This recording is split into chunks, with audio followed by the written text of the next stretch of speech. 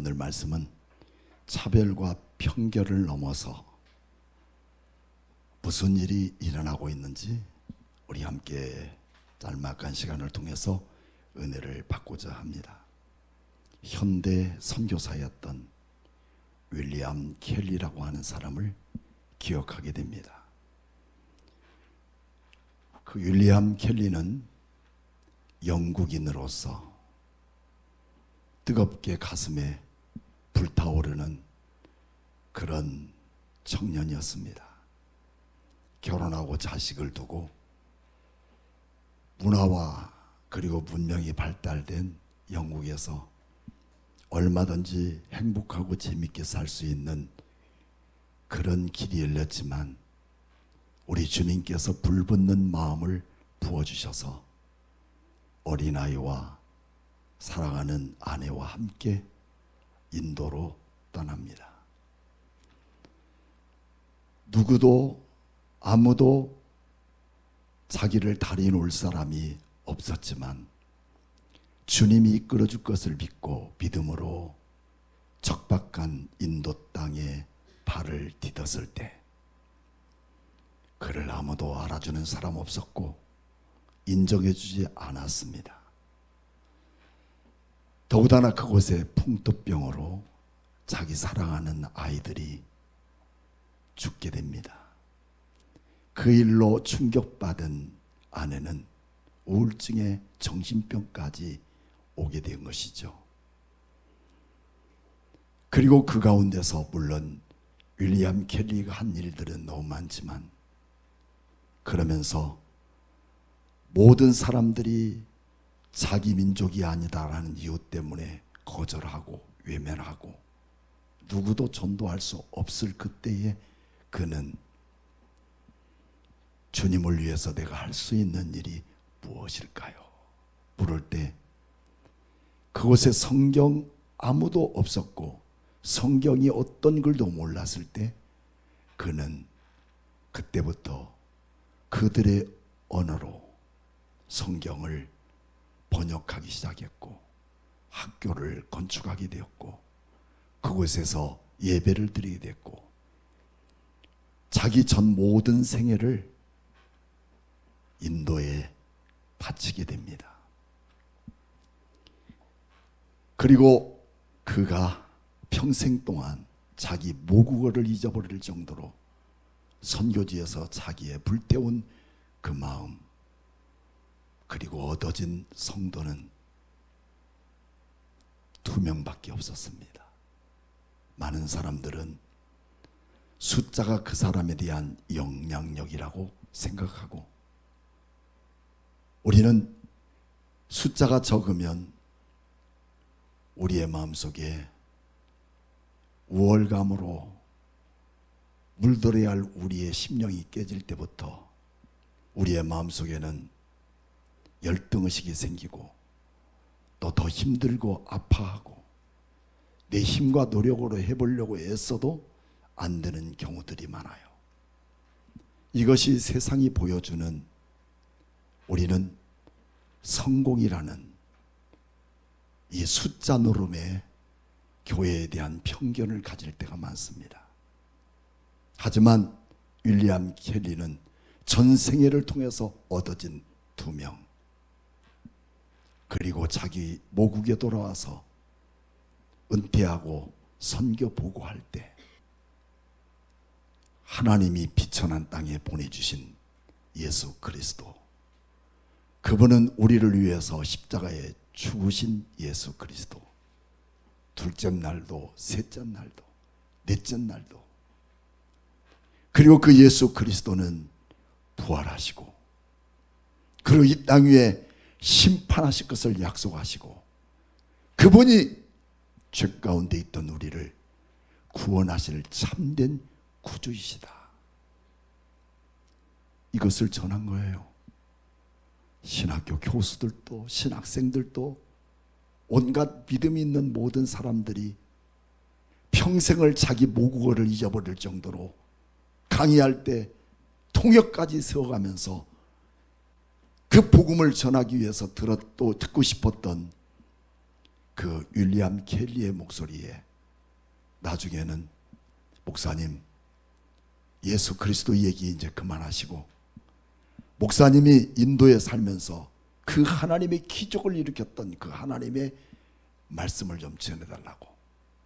그때 그 목사님 어떻게 했을까요? 기적의 간증이라니, 남다른 특별한 은혜라니, 이게 도대체 무엇입니까? 오늘 우리와 여러분에게 정말 필요한 능력과 기적은 예수 그리스도께서 나를 구원하시고 이 땅 위에 심판주로 오실 때 나를 믿음의 그 능력 앞에 영원한 하나님의 백성 되도록 구별하는 것보다 더 큰 기적이 어디 있느냐고 호통을 쳤습니다. 성도 여러분, 오늘 교회가 큰 것에 대한 우리의 관심이 있습니까? 헌금을 많이 내는 사람에 대한 관심이 있습니까? 그리고 대단하게 멋지고 번들하고 잘생긴 사람만이, 탤런트 같은 사람만이 드나드는 것으로 마음에 감동하고 보람을 느끼십니까? 이런 모든 것들은 세상적 기초, 이 가치관으로 쩌들어버린 타락된 이 기독교회 안에 가장 비천하고 가장 알아주지 않고 가장 작은 이 헌금을 하나님께 드려진 자들까지 주님은 눈여겨보시고 그들을 구원하시고 그들의 생명을 살리시고 그들의 영혼이 하나님의 거룩한 나라에 임하기를 기뻐하시는 하나님의 거룩한 뜻이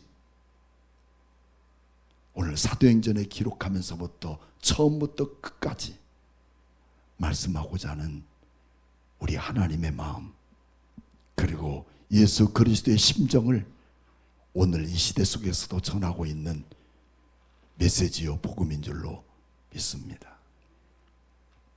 이런 거룩한 일을 감당할 수 있는 일을 위해서 하나님은 마치 드라마틱하고 한 연속극 같은 이 귀한 메시지를 하나님은 기도하는 고넬료, 기도하는 베드로, 이를 통해서 입체적인 하나님의 거룩한 성령이 일하시는 모습을 우리는 보게 됩니다. 여러분 성경을 살펴보시죠. 10장 3절에는 그렇게 하나님은 준비하십니다. 하루는 제9시쯤 되어 환상 중에 뭘 했을까요? 고넬료는 기도하다가 제9시 시간에 환상을 보게 됩니다. 그리고 오늘 9절에는 이튿날 그들의 길을 가다가 베드로가 기도하려고 지붕에 올라갔더니 그 시각은 제6시였더라. 자, 9시와 6시. 유대인들은 그들의 모든 생활 속에 잊혀지지 않는 특별한 시간들이 그들의 삶을 통해서 마치 우리 심장에서 뿜어오르는 붉은 피처럼 그들의 가슴 속에 새겨진 시간들이 있습니다. 그게 몇 시인가? 6시와 9시. 우리 시간으로 말하면 6시간이 차이난 6시간 뒤의 시간입니다. 6시는 오후 3시, 9시는 정오 12시에 언제나 그들은, 경건한 사람들은, 하나님을 의지하는 사람들은, 하나님의 살아계심을 믿고 그 믿음으로 살아가는 사람들에게는 이 기도 시간을 놓치지 않았다는 거예요. 늘 기도하면서 하나님, 나를 이 땅에 보내신 하나님의 거룩한 뜻이 무엇입니까? 내 뜻보다도, 내 요구보다도, 내 소원보다도, 내 간구보다도 나의 요구를 우리 하나님 앞에 관철시키는 그 힘이, 그 능력이 기도의 능력이라고 착각하면 안 됩니다.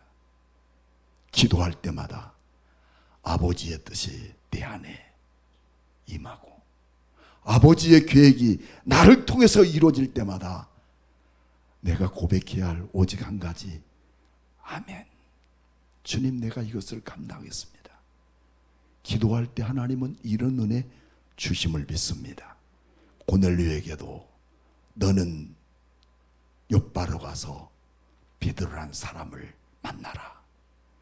베드로도 마찬가지로 제9시에 정오에 배고픈 시간에 지붕에 올라가서 기도하다가 그는 비몽사몽간에 그렇게 우리가 풀이할 수 있습니다. 10절 말씀 보면 그가 먹고 마심에 사람들이 준비할 때 황홀한 중에, 이 황홀한 중에라는 말은 우리가 알 수 없는 경이로운 상태, 비몽사몽, 내가 자는지 깨어있는지 알 수 없는 그런 상황 속에서 하나님의 신비하신 경이로우심이 베드로에게 나타나고 있었다는 거예요. 하나님이 일하고자 하시는 모든 사람들에게 지금도 성령께서는 주님을 의지하고 주님의 뜻대로 살기를 원하며 기도하는 자에게 이런 신비한 역사들이 우리를 통해서 체험될 수 있다는 사실을 우리에게 보여주고 있어요. 할렐루야. 그 배고픈 그에게 하늘에서 보자기가 내려오는데 내 구퉁이가 있는 그런 보자기 안에 담겨진 음식이 있어요. 그 음식이 뭘까요? 그 음식이 12절 말씀부터 각종 네 발 가진 짐승, 기는 것과 공중에 나는 것들이 있더라. 그리고 베드로에게 말합니다. 너 배고프지? 이걸 잡아먹어라. 먹어라. 그때마다 베드로는 주님, 내 평생에 나는 이런 부정한 음식은 먹지도 않았을 뿐만 아니라 앞으로도 나는 먹지 않겠습니다. 여러분, 우리 기독교인들이 가져야 할 정체성, 주님이 기뻐하지 않는 것은 아무리 배고프고 시작한다 하더라도 먹는 것을 금지하는 이 마음을 베드로는 가졌던 것입니다. 몇 번씩이나 반복해서 베드로에게 이와 같은 일이 임하겠느냐면 하나님이 말씀합니다. 내가 거룩하다는데 왜 너는 부정하냐는 거예요. 우리 율법적인 모습을 볼 때마다 이 모든 기는 것과 그리고 네 발 가진 짐승, 기는 것과 공중에 새는 부정한 거라고 레위기서에 말씀하고 있었지만 하나님은 야, 그건 율법에 하는 거야. 먹어도 괜찮아. 거룩한 거야. 그럴 때마다 베드로는 3번씩이나 거절할 때 그 모든 음식들은 다시 공중으로 올라가 버리고 황홀한 시간이 끝났을 그때에 밖에서 문을 두드리는 거야. 이는 고넬료가 보낸 종들이었습니다. 여러분, 베드로는 왜 이처럼 하나님이 부정하지 않다고 보낸 음식을 그는 거절했을까? 성경을 한번 찾아볼까요? 레위기서 11장, 레위기서 11장, 신약성경으로 넘어가 봅시다.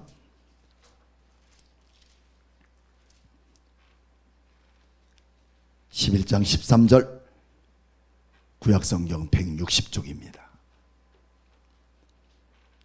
13절에는 첫 마디가 새 중에 너희가 가중히 여길 것은 이것이니 이것들이 가중한즉 너는 먹지 말지니 곧 독수리, 솔개, 물수리, 말똥가리, 종료와 까마귀, 종료, 타조, 타그마스, 갈매기, 이런 새들에 대한 얘기가 나옵니다. 이거 먹지 말라는 거예요. 유대인이기 때문에 베드로는 얼마든지 성경적 지식이 해박하므로 그는 먹어야 할 음식과 먹지 말라는 음식을 너무 잘 알았습니다. 두 번째는 땅에 기는 음식 29절 말씀. 내게 부정한 것은 이러하니 곧 두더지, 쥐, 큰 도마뱀, 종류 도마뱀, 부리와 육지 악어와 도마뱀과 사막의 도마뱀 카멜리온이라. 그리고 41절 말씀 뭐라고 되어 있어요? 땅에 기어다니는 모든 길짐승은 가증한 것이니 먹지 말아라. 42절에는 배로 밀어 다니는 것이나 지 발로 걷는 것이나 여러 발을 가진 것 너희는 먹지 말아라. 부정한 것이니라. 물론 이런 모든 것들에 대한 편견보다도 성경에 금지되고 있는 이런 음식들이죠. 18장으로 한번 넘어가 봅시다. 레위기 18장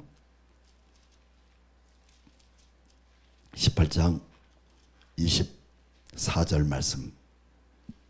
너희는 이 모든 일로 스스로 더럽히지 마라.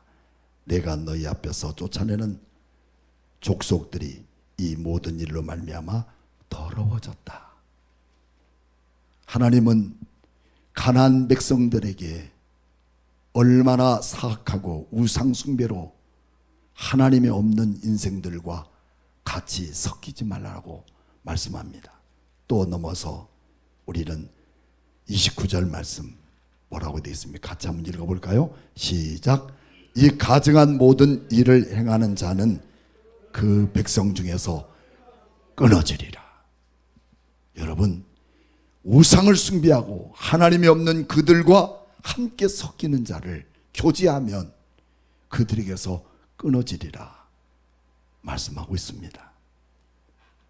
우리는 우리 주님이 금지한 18금, 19금이 아니라 18금 레위기에 있습니다.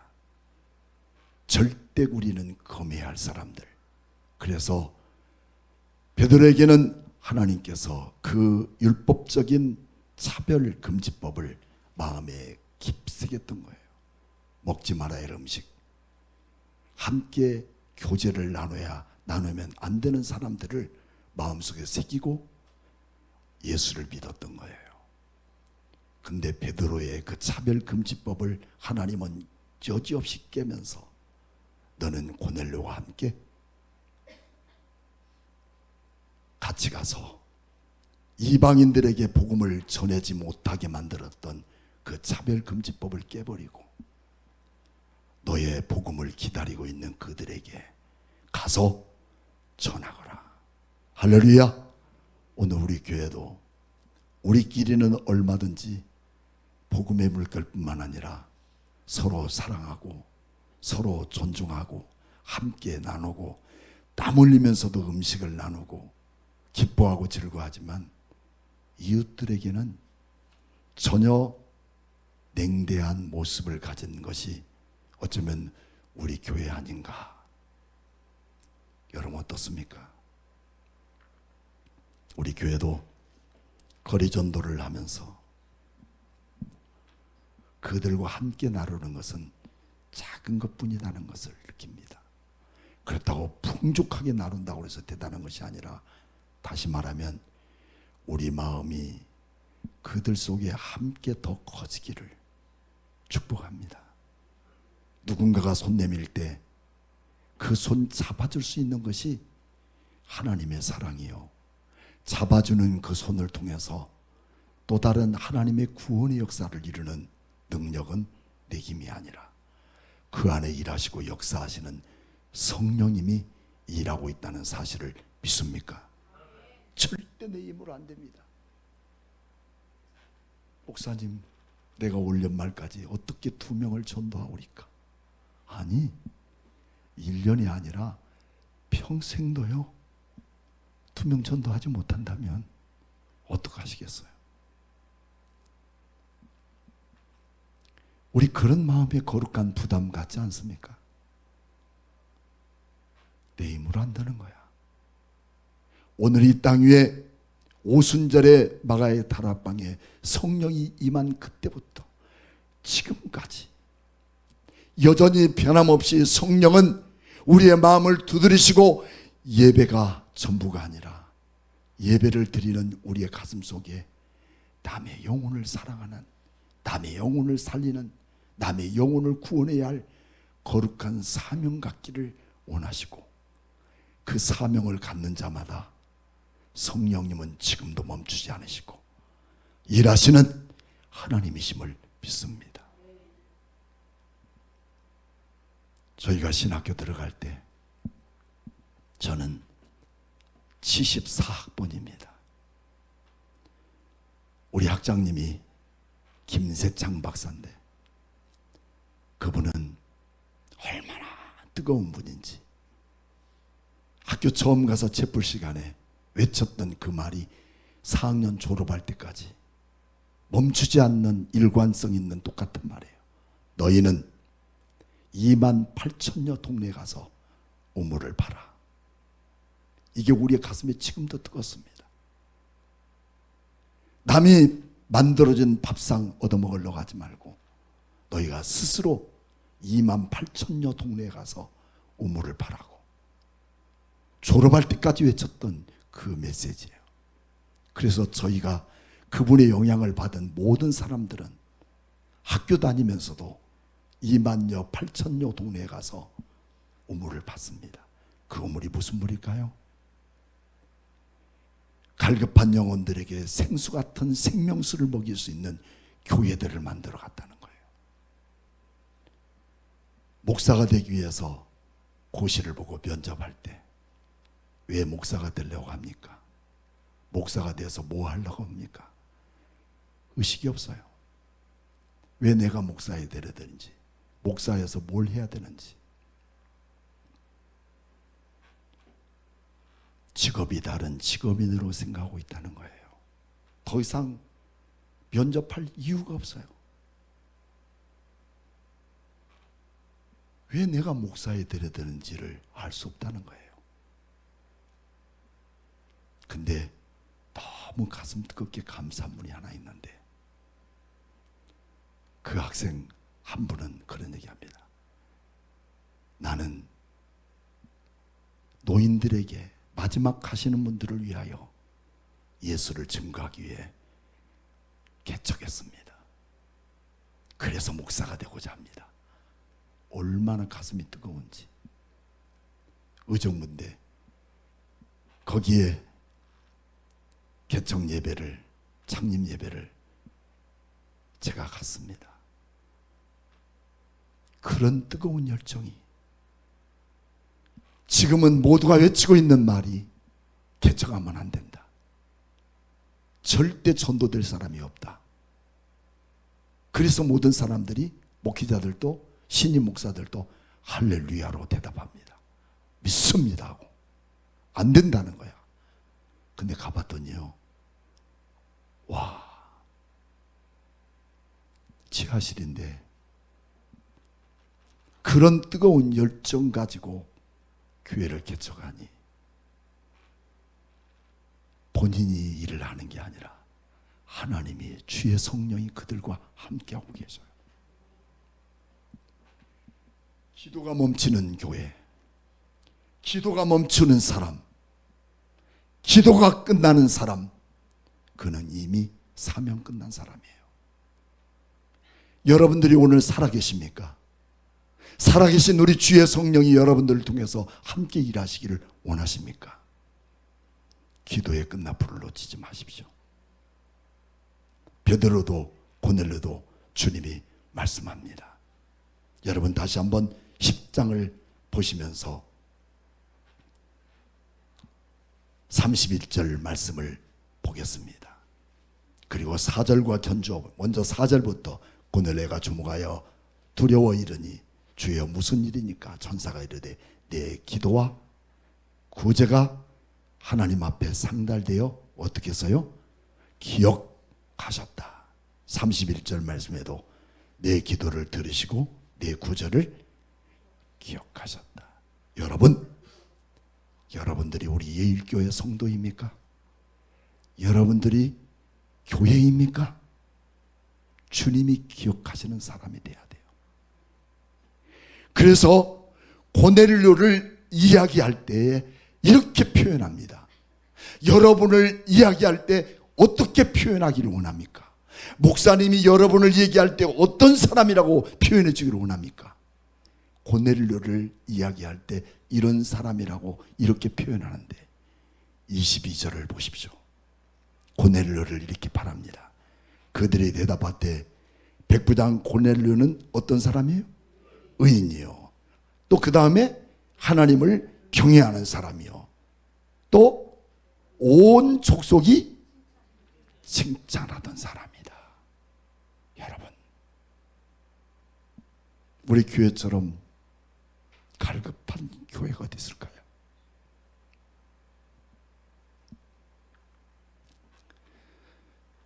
나에게 주어진 시간, 또 우리 김 목사님이 저에게 바톤을 맡겨준 이 시간, 한 시간도 소중하지 않은 시간이 없었어요. 그것은 우리 교회를 주님이 사랑하시고 계시기 때문입니다. 하나님께 기도합니다. 하나님, 내가 이곳에 다시 이사 오게 하시는 이유는 저는 알지 못하지만 혹시라도 교회에 가까워서 게을러질까봐, 아니랄까봐 두렵습니다. 교회가 가깝다고 다 열정 있는 거 아니에요.